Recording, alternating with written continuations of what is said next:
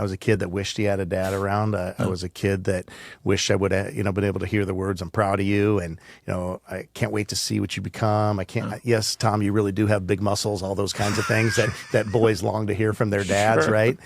And but those weren't a part of my life. Yeah. Weren't part of my sister's life, and so I shared that story in my youth ministry days because of a lot of kids that resonated with it. Yeah.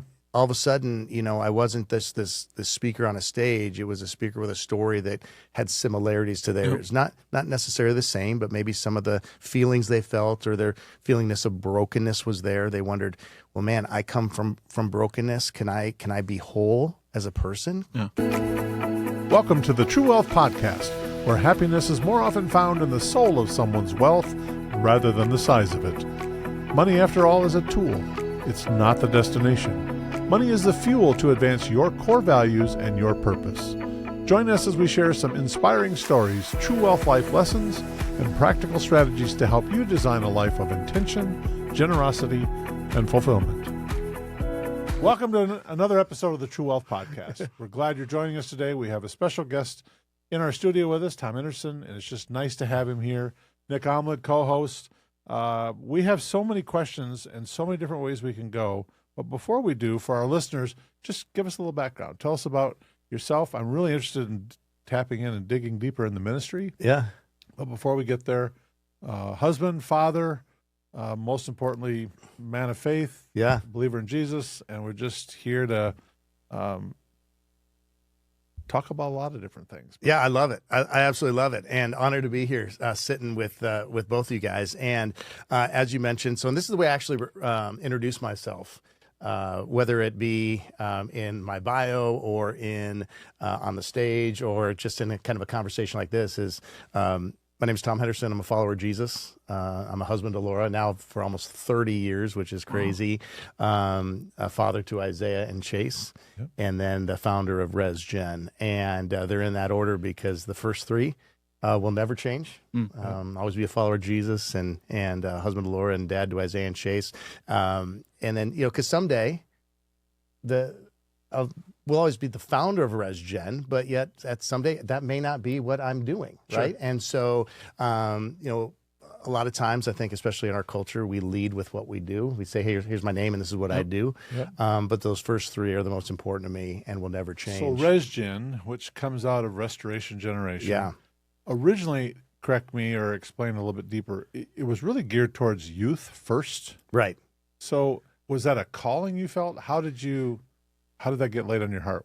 How did that develop? Yeah, well, so the first 20 years or so of my ministry was 100% focused on on students. And it started back when I was 23 years old and got hired as a youth pastor in Portland, Oregon.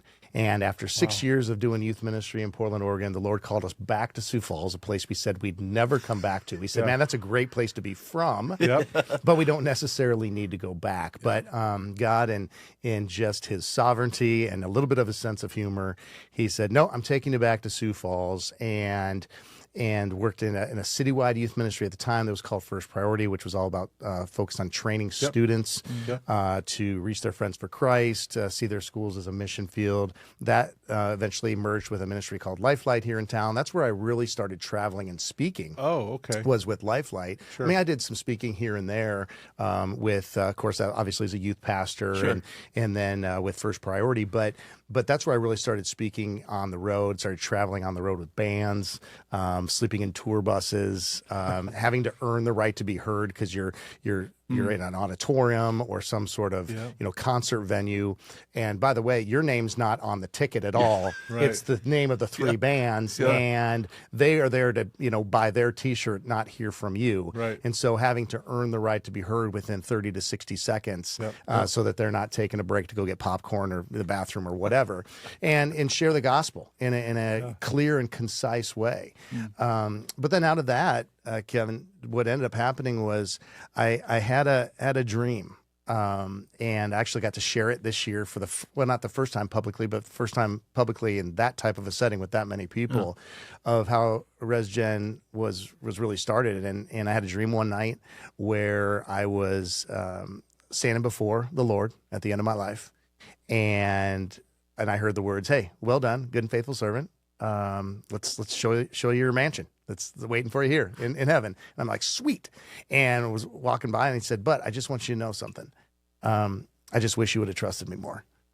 I had more territory. I had different ways that I wanted to utilize your gifts and talents, and more people that I wanted to for you to reach.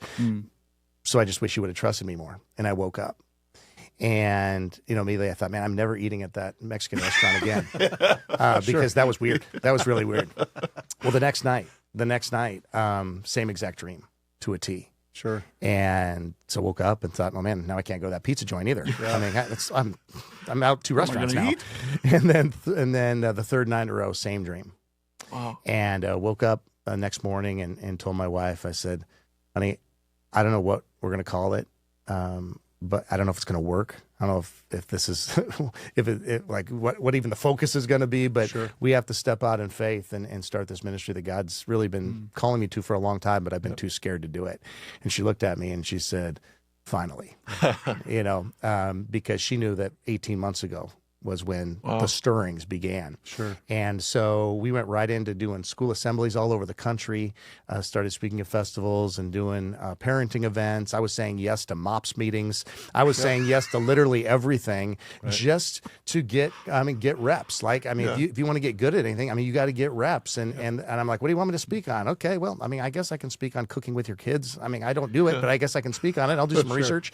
But we started seeing God just really open up a lot of cool doors. And so in the first 5 years, we're in 28 different states, speaking at public middle schools and high schools, and then we do community outreaches at night. And then in 2016, after 6 years after launching it, which we launched it in 2010, April 1st, April Fool's Day, no joke, in 2010. But then in 2016, that's when God really began to stir my heart. What if there was a shift that would happen within RESGEN? So I guess unpack that a little bit more. Why the shift then to men?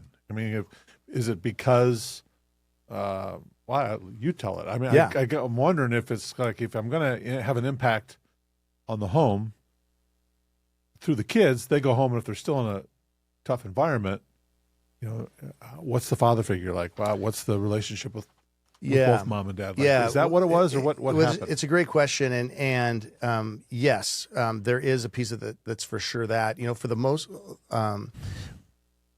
my ministry has largely obviously been about Christ, but the foundation and the story that has most often been associated with my ministry is the lack of a father in my home. My dad leaving when I was 9 years old.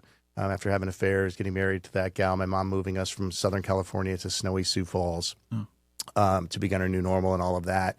And then at age 14, we received a newspaper article from a friend back in California that said local handyman charged with attempted murder. And it was about my dad. And so without going into great detail on that, he was given a 8-year prison sentence in San Luis Obispo, California. And so I was a broken kid. I was a kid that wished he had a dad around. I was a kid that wished I would have, been able to hear the words, "I'm proud of you," and I can't wait to see what you become. Yes, Tom, you really do have big muscles. All those kinds of things that boys long to hear from their dads, right? And but those weren't a part of my life. Weren't part of my sister's life, and so I shared that story in my youth ministry days because of a lot of kids that resonated with it. Yeah. All of a sudden, I wasn't this speaker on a stage. It was a speaker with a story that had similarities to theirs. Not necessarily the same, but maybe some of the feelings they felt or their feelingness of brokenness was there. They wondered, well, man, I come from brokenness. Can I be whole as a person? Yeah. Can I have healthy relationships in my life? And so a lot of the conversations that were had after I'd get done speaking to students were about that. And then the stories that I would hear from them is, but I'm going home. Yeah. I now have this understanding of the love that Jesus has for me, this heavenly Father who has promised never to leave me. But even if my dad's around, he's not necessarily or he may be physically present, but maybe not emotionally or relationally, spiritually, whatever. Yep. And so I at that time, as I was thinking about it and praying about it, I just thought, well, what if we could do one event for men that could just help the foundation of the home, like you mentioned. Right. And so the first year we did it, Matt Hammett, who I toured with Sanctus Real for a little while, was a friend of mine. He was the lead singer of Sanctus Real. They had the song called Lead Me at the time. He was stepping away from the band to kind of transition his ministry. And this powerful song called Lead Me, which basically, if the first verse is a wife telling her husband, I need you to lead me. The second verse is a kid saying to the dad, I want you to lead me. But then the dad realizing, well, I don't have anything that I can lead him with. So the last verse is crying out to God saying, if I'm going to lead them, I need you to lead me. Sure. And it was a very, I mean, like I couldn't at the time, like I couldn't listen to the song without being like a puddle. Right? Yeah. You know, I'm an easy crier anyway, but I was a crier. And so Matt came to Sioux Falls and brought a friend of his named Sammy Adaby, who, you know, I've since had back and was a part of our 10th year anniversary of the summit this year. And we had 123 guys in the room. Wow. And it was a great event, but I went right back into teens. Yeah. Just went right back into student stuff because I just thought we were one and done, and that was what we were going to do. But then 4 to 6 months after that, I had 3 different guys, not connected to each other, just come up to me and say, hey, are you ever going to do another one of those men's events? Because I feel like that's something that really could be beneficial, and I'd like to bring some of my friends to it. Sure. And so awesome. I feel like from that to the Denny. Yeah, right. Exactly. Wow. Yeah. You, to me, you nailed it. Where you hear so many stories with, where kids don't have a father figure present in their lives. But I feel like in today's age too, it's not just the physical presence. It's, dad might physically be there, but his mind is a thousand other directions, So is dad might physically be there, but is he emotionally there? Is he spiritually there for you? Is he mentally there for you? We talk a lot about true wealth, and it's more, it's not money. It's the life we're building, the purpose, all these different things. But men aren't living that way. Like, as you've gotten into men's ministry and spent time, mentoring men and fellowshipping with men, what do you see are the things that a lot of men are getting caught up in? What are men living for in our society today? Yeah. Well, it's a big question. And, I would say, first off, most men don't say, I don't want to do that. They'd say, I would like to be more present mentally, emotionally, relationally, spiritually. I just don't know how. Yeah, sure. I just don't know how because of everything else that I think I need to do or other things that are being put on me. You can, we live in a country where everything has to be up and to the right all the time. Yeah. And so there is a pressure that's put on the outside to be that way, not just in one area, not just in business, by the way, right, but just in like vacations, just in vehicles, just in, you name it, followers on socials or everything has to be up and to the right. And so there's this outside pressure that may be actually put on guys or people in general. But there's also, even if that's not the case, we put that pressure on ourselves internally. Yeah. And there's I would tell you, like, I am not perfect at this at all. Like, I have no problem saying that I struggle with my own worth at times being based on my performance or based on, just prior to coming, behind these microphones, we were talking about just perfectionism and how we can become a slave to perfectionism and how that can hold us back from even, stepping into the freedom that God would desire for us to have. And so I think there's just this pressure to be all things to all people and then trying to figure out, well, how do I balance it all? Right. And how can I be fully present at home, but yet, also make sure that I'm making my boss happy or my board happy or investors happy or whatever, especially when there's no punching out anymore. Sure. Our phones are with us all the time. Yeah. And unless you are super intentional, which is something that we really stress with guys and that I have to do in my own life as well, is you have to create things like, as simple as they sound, but like no phone zones in your home, of saying, and like we had one night a week that, listen, it's a no tech night. Yep. You know, if it is going to be, we're going to watch a family movie or something, that's the only tech that's going to be on. Yep. And so it's creating those types of boundaries and intentionality around those things that will allow us to do those. Because otherwise, if we don't do that, we're just going to continue to go through the motions, put one foot in front of the other, and nothing's going to change. We're just going to hope that someday we'll have more time with our kids. Well, it's you hear it with organizations, right? They when I worked in nonprofit ministry for 8 years, and it's you talk about mission drift, right? And it's like you didn't wake up one day and choose to do something completely different. You didn't wake up one day and choose to not be present in your kids' lives. A lot of times we drift there, and it's a series of small choices that we've made. And you talked about that a little bit, but how do you get guys to refocus and reroute from that when they wake up one morning and realize that I have drifted to a place that I don't desire to be, but I don't know how to change it? Like, what are some of the things that they've drifted to, and how do you get them to refocus and reshift? Yeah. Well, I think one of the things is really, you have to do an evaluation and an inventory of where have I made compromises in my life, and where do I need to shift from I want to statements or I'd like to statements to I will statements. And, you know, it's very simple to say I'm going to change or I want to establish a date night, but it's a pretty big space, even though it's just a different word, to go from I want to I will. Yep. Sure. Right? Yep. It's like anything in life. If it's saying like, hey, I want to be able to go on this vacation next summer. Well, okay, that's great. You can want to do that all you want. Right. But what are you going to do so that it can actually happen? What will you do so that it can happen? Yeah. Well, the same thing goes is, do you want a stronger, more, loving relationship with your spouse? Well, what will you do to ensure that's going to happen? Do you want to be a more engaged dad at home?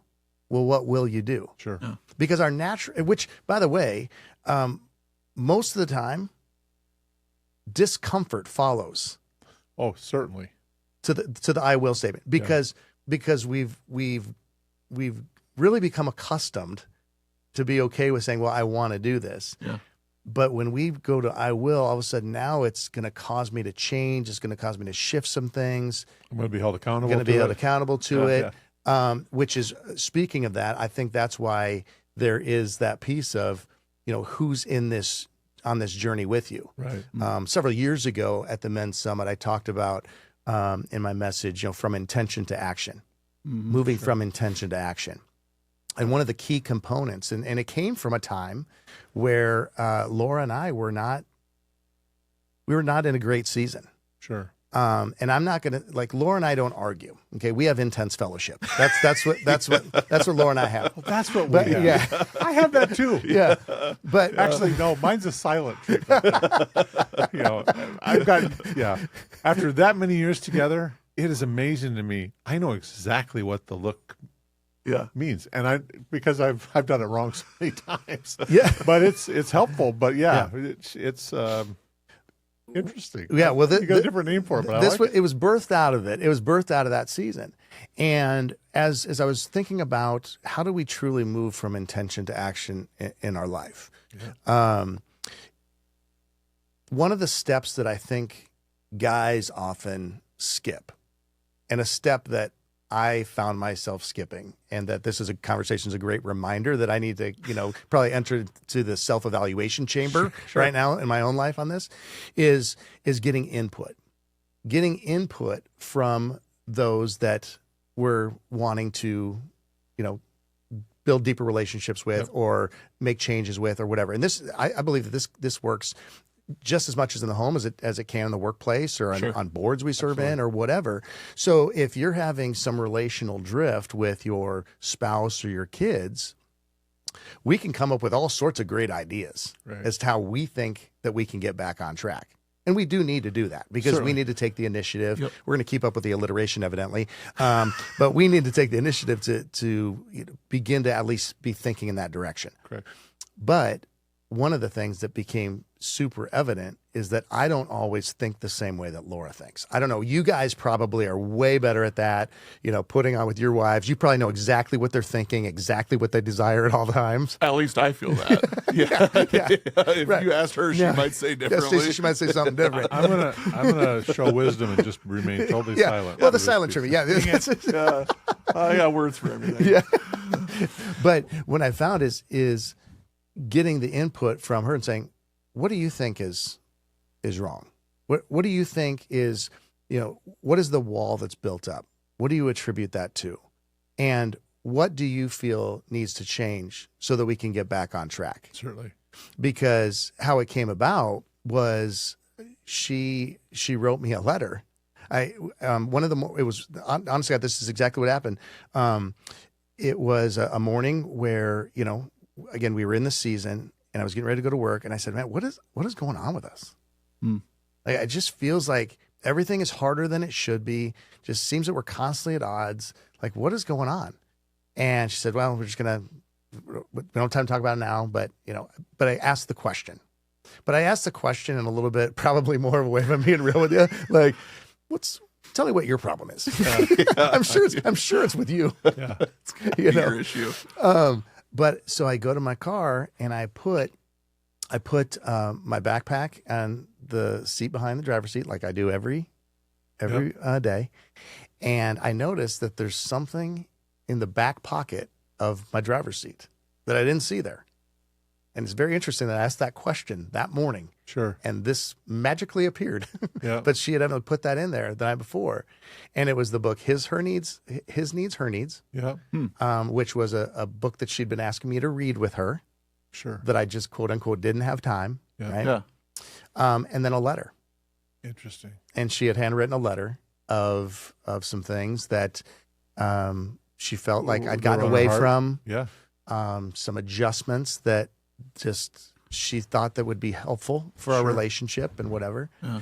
And so at that moment, I kind of had to think about, well, what are my choices here? Right. Well, I guess I could write her a letter. But I'm like, I don't have time to write a letter. Yeah, exactly. And I'm like, well, that's not a good idea. Or I could just throw it away and say, well, you know what, I don't have time to deal with this. Or I could really dive into it and begin to think about, okay, what are some I will statements that I need to make? That's so good. And so that I think is something huge for us to really think about in our lives, because we all have them, by the way. Right. Absolutely. We all have different areas of our life, whether that be, spiritually, relationally, in our work. Yeah. So But some of that's hard because, like, as guys, we're fixers, right? And that doesn't matter if it's your financial life, if it's your marital life, if it's something with your kids, if it's the lawnmower, if it's your job, your work, your business. That doesn't, like, we're fixers, right. and we just have this innate desire to want to fix something, and it doesn't always work out well for us. Like, there's this aspect of relationship that becomes important in life, but also in listening. That sometimes the right answer isn't an answer. Sometimes the right answer is to take a step back and to say, I need to hear from you, or I need to spend time and give myself intentional space to listen to the Lord and see what He has for me in this. And you've been been You're huge. teeing in this your- up for me, right? I put it right there, and I'm waiting for you to knock it out of the park. Kevin, Tom, go. I hired a coach, Yeah. basically, just to give me some guidance, struggling with different directions, where to go with some things. And very first session, we're talking about all these things, and he said, I got a question for you. This is just really heavy on my heart. How many hours this week have you spent trying to figure this out? And how many hours did you we just prayed and listened? Yeah. And boy, you talk about getting hit right in the face between the eyeballs. I was like, well, I think I gave God 10 minutes, and then I started thinking about it. Yeah. With as much stuff as was in my head, if he was speaking, I wouldn't have heard it. So literally my assignment that week was, couldn't work on anything. I had to sit and listen. Wow. The stuff that got developed. So I had another call with him this week, and I was laying out all these things that had happened, and he was. It's not supposed to work that fast, Kevin. No, yeah, just taking the time to listen, which is kind of a hard man thing. But one of the things I wanted to kind of spend a little time on too was on relationships, and I was always impressed that. So the RESGEN is so focused on the relationship, not only of men to men, but the relationship with them and their Savior. Yeah. But I always found it intriguing. Date night was such a big hit. So that's such an important relationship. So I mean, for the listeners, I'm hoping not every female who ever tunes in to our podcast doesn't say, "Oh, this is about men. I'm shutting it off," because we need them to have that that part of the conversation. But when I think about relationships, so I got a couple of things I want to just explore on that. I know Heart Not Hype, new book that you've got out, is really focusing and encouraging men to have a relationship with Jesus. That was part of it. But you also have had extensions like Band of Brothers. Explain that to me. That's one I've seen it. What's it about? Well, I just feel like God, well, He created us for relationships with Him. No doubt. Number one, right? Yep. But if that was all we needed, it wouldn't, there wouldn't have been this other person that He created to be in relationship with Adam. Right. And so God gave us the opportunity to have a relationship with Him, and we praise God for that. But He also built us for relationship with other people. Right. And if you're married, that second most important relationship to your relationship with Christ is the relationship with your spouse. Absolutely. Followed by then your relationship with your kids, Certainly. and then everything falls under that.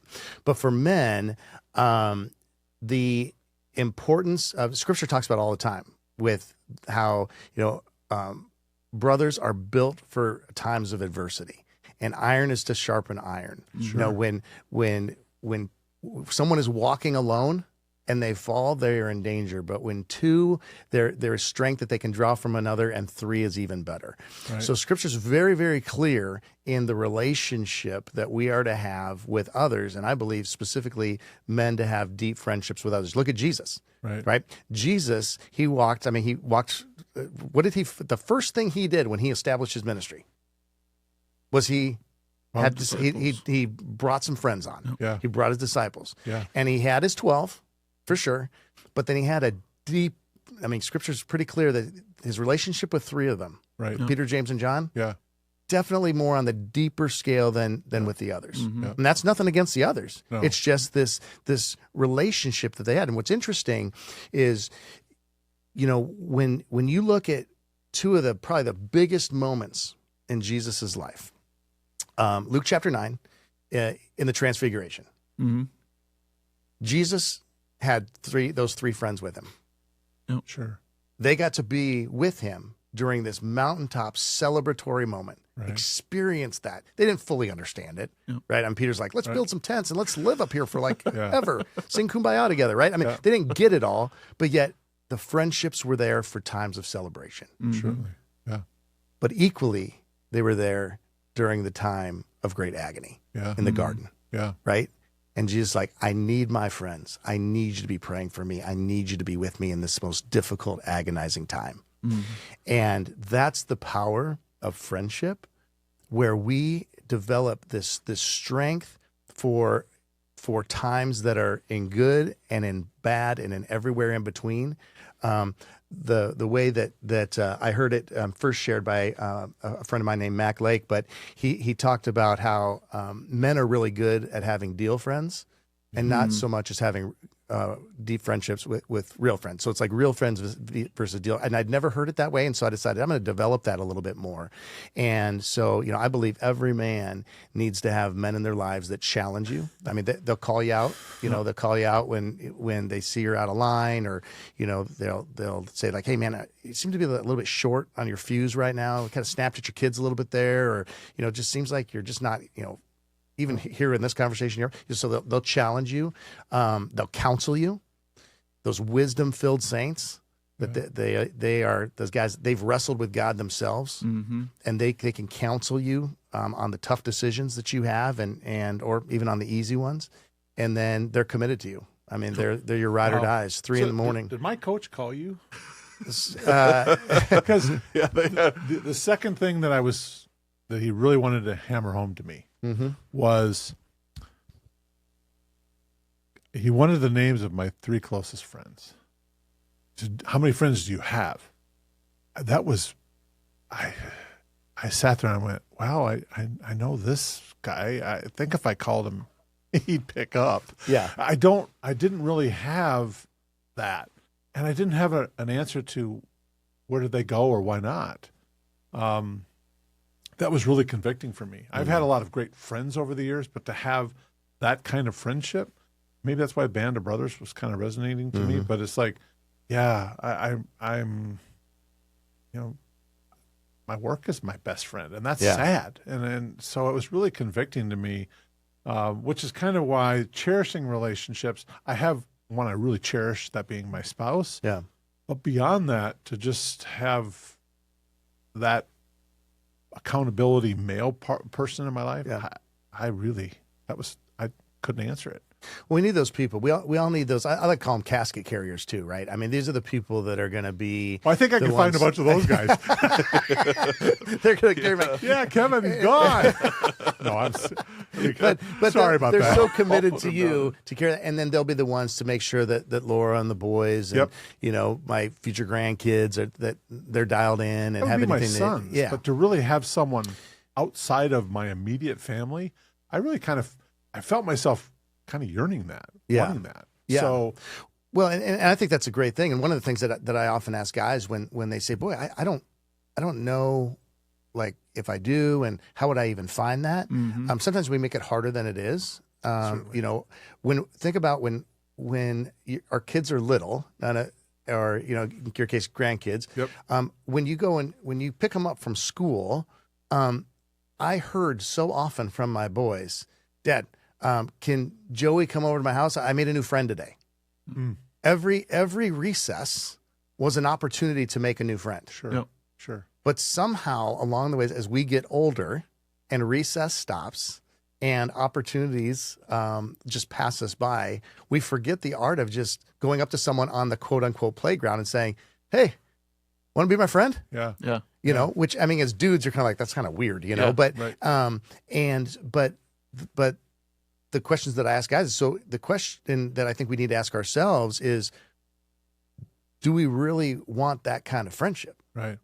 Because if we want that kind of friendship, that 3 a.m. phone call, then we just have to ask ourselves the question, am I willing to be that kind of friend for others? Right. Exactly. Because that's relationship. I know another thing that's been on, at least from what conversations we've had and being on your heart, is authentic relationships. That's something that I know you're even speaking on in some groups. But tell me where that switches. What makes it authentic? I think I know, but I want to hear it from yourself. Well, I mean, if you think about the word authentic, it really just means real.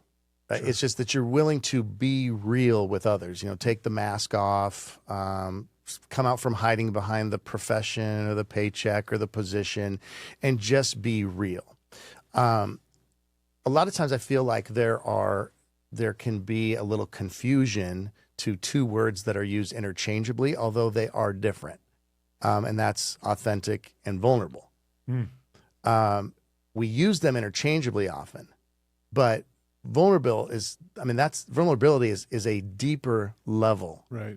Right. Authenticity develops trust, where vulnerability really takes trust. I don't know if I've ever really said it that way before, so maybe we should run that through, talk about that. Does that make sense? But I think it does. It makes a lot of sense. But if we're real with people, like think about it here at work. I mean, if they don't think that you're being real, how much are they going to trust you? Absolutely. Right? They'll only trust you so far. Right. But when you're being vulnerable with someone, you're now trusting them. Right. They're now holding some information that they could potentially hurt you with. Sure. They could make fun of you for. Sure. So Ryan Leake puts it this way. He says, you never want to get to the place where everybody knows your name and no one knows your pain. But, and it's very easy in our world to have everybody know our names, especially in the social media world, but then don't really know us to a deep level. Right. But I love what Brian Loritz said actually at a men's summit a couple of years ago when he talked about authenticity is for all. We should be authentic with all, Absolutely. but vulnerability is for few. Yeah. Good point. And just building this trust relationship, because the reality is we don't have all the answers. That's why, you have your counseling friends. That's the second of the three. We need wisdom. We need times when it's like, man, you know what? I'm trying to, like, my marriage is struggling, or I'm struggling, personally in my heart with this sin or with these thoughts or, whatever. Yeah. And you need to go and you mentioned something earlier, even in just the listening with God part of it. Right. We're so busy yapping all the time, Right. Yep. but, and God wants us to talk to him, to be clear. But a lot of times we just need those people, those guys in our lives. We don't need them to fix it. Yeah. Like you were saying, Nick. We don't need them to tell us what to do. We just need them to be present. Perfect. We just need them to listen. And I have a graphic that I show in one of my corporate talks where it shows a brick and a sponge, and water's being poured on both of them. And the listening to understand is the sponge, and the listening to respond is the brick. Sure. And I use it in a section where I talk about unsolicited advice often comes across as criticism. Sure. And I realized for myself how quick I am to give advice, to share my wealth of knowledge, to tell them, oh, this is how you should have done it or how you could do it. But most of the time, when I'm really engaged in listening to my kids or Laura or people across the table as we're having coffee at Bagel Boy or wherever for breakfast, most of the time they just want to know they're not alone and for someone to listen to them. So clarify this for me one more. Then we got to kind of wrap things up a little bit, but I got kind of a challenge as well. So the RESGEN mission or whatever is to engage, to encourage. To engage, to equip, and to encourage. Equip and encourage. Men to become more like Jesus. So I'm going to kind of play off of that from the standpoint that to expand that. So for listeners, my challenge is, because this was a challenge to me and I thought it was really helpful, was I want you to do the reach out challenge. So I want listeners, but this is what I'm going to do this week, and we can unpack that in the future as well. I want to think of 3 people that were either mentors in my life. I still think of them as friends, but we have been, for whatever reason, time, work, have been disengaged, that I want to just reach out to them and say, hey, you've been important in my life. I consider you a friend. How you doing? Mm-hmm. Really? And just try to reconnect and expand that. Anything else I got to do? Help me out. That's my challenge to the listeners. What else am I missing? Yeah, I think. What would you do? Well, I think that's really, really good. I think anytime we can be intentional and facilitate connection, which I would say is the core need of just humans in general. But dudes we want to be known and to be fully known. But we want to feel connection. Yep. John 15 talks about the importance of being connected to the vine, right? That continual connection that comes from just knowing that our relationship is secure. And it's the same thing that we want to, even though I'm not with Laura right now, that we are connected. Right. Even though, my oldest son lives in Minneapolis now, and my youngest son is, getting married here this August. And it's like that's good. Life has changed because of age and location, whatever, but we're still deeply connected. Yeah. Well, how does that connection remain? Well, when you're in communication, when you're intentional about making sure that conversation's happening, and not just when you need something. Right. Sure. We've become so conditioned and so busy that we only reach out when we need something. Yeah. And the hard part is I know that in our relational world and all the business relationships we have and in all the different types of things that are pulling at us, it's hard to even sometimes have the energy to reach out. Yeah. But at the end of the day, the most important thing in our world is relationships. The most important thing. And there's something that every single person wants in their life. They want attention, they want affirmation, they want authenticity. Right. That's one of my favorite things to talk with companies about, because you can talk about all the different practical things that you need for your business, and you need to, because you need to keep moving things up and to the right. Yeah. But if things relationally are struggling in the office, if things are struggling at home, by the way, they're bringing that to the office. Right. And Right. so how can we make sure that we are providing the felt needs that people have? And so when you reach out and say, hey, my favorite question is, what do you need from me right now? Perfect. I'll bring that into the same question to the listeners in the challenge. What other thing is kind of a final takeaway here? You asked me this question, so I'm going to ask you that and then circle back. What would you tell 25-year-old Tom? That question was really hard for me when you asked me that. And so I'm going to turn the tables on you because I'm interested in you. What would Tom today tell 25-year-old Tom? And then close it out by, what's the one thing you would want to share with a listener who is trying to learn more about what true wealth is? And of course, cherished relationships is number 5. Being a living example of the transformational power of love is 1. We're trying to unpack all these, but you're right. Relationships is where that all still comes back around. So, answer: what would Tom tell 25-year-old, and then what would be the one thing you would want listeners to take away? Yeah. Man, there's so many things I would tell 25-year-old Tom. I can't even tell you. This would be a whole nother podcast, man. I have so many things I'd love to tell myself, including it's not that big of a deal. Yeah.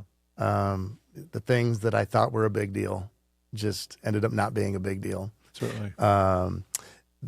It doesn't have to be perfect. Perfection. The statement is always perfection keeps you from progress. And there's a lot of things that I didn't progress on. Yeah. And because I felt like it had to be perfect. Yeah. And then I think probably the most important one, this goes to the relationships end of things. And now with my boys being 21 and 24 and one getting married and all of that is I didn't really process how fast time would go. And that I had 18 summers with my kids at home. I had,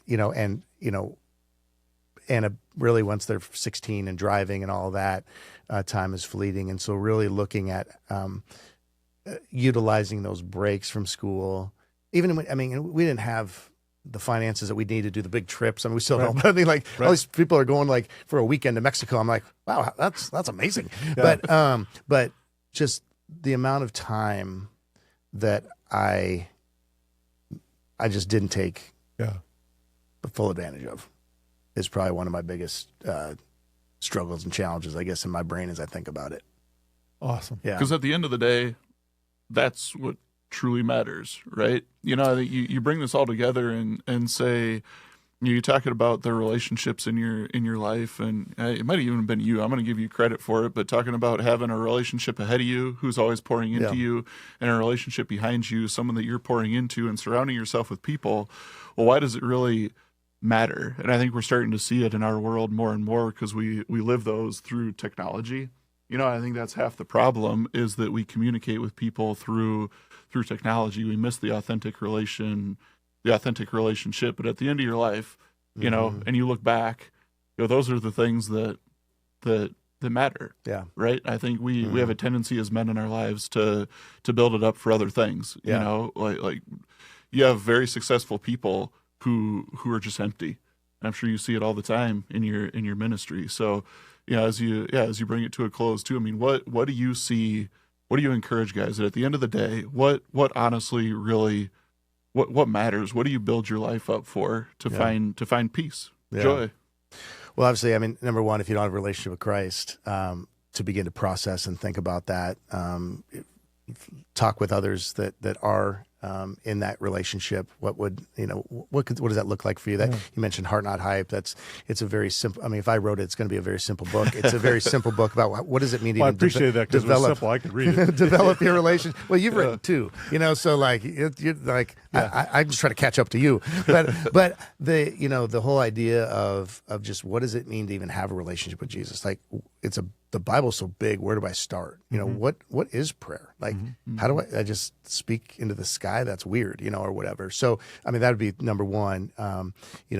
All other ground is sinking sand if we're trying to build our house on anything but Jesus, and our house, of course, meaning our life, and then our family and foundation and so forth. But the other thing that I would just say is, for me, I've really been thinking about, we talked a little about it even when you were on mine, Kevin, this whole idea of stewardship.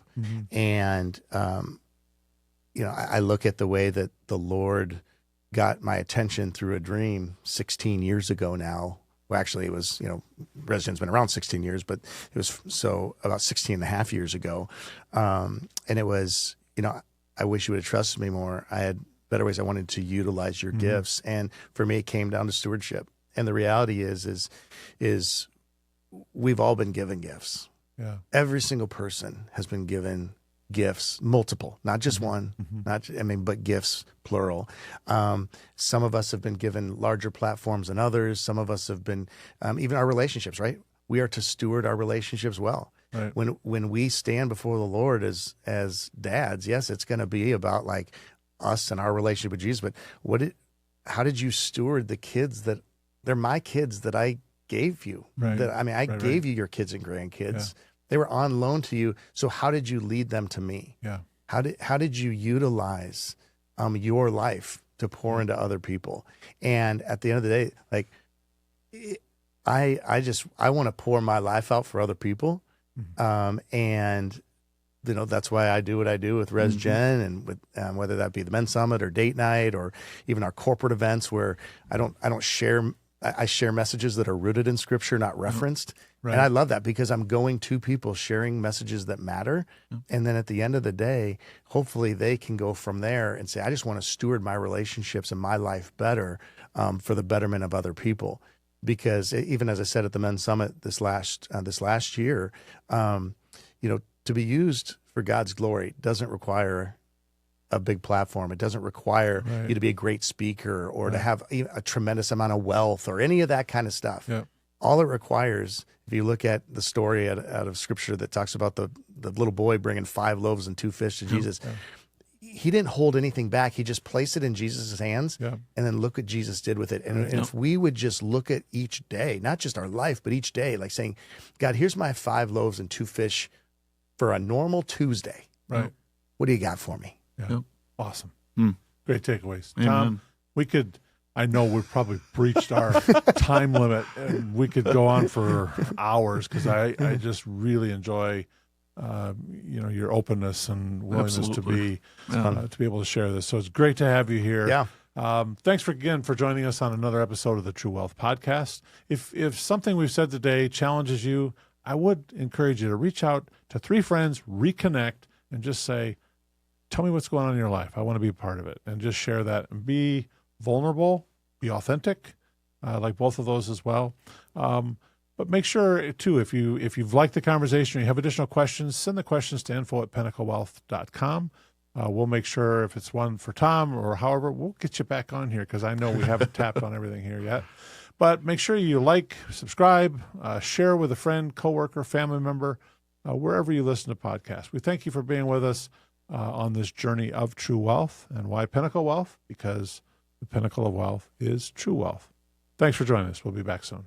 The opinions voiced in today's True Wealth podcast with Kevin Engbers, Nick Aamlid, and Ryan Ovenden are for general information only and are not intended to provide specific advice or recommendation by any individual. Past performance is no guarantee of future results. All indices are unmanaged and may not be invested into directly. Investing involves risk, including possible loss of principal. No strategy assures success or protects against loss. To determine what may be appropriate for you, consult with your attorney, accountant, financial, or tax advisor prior to investing.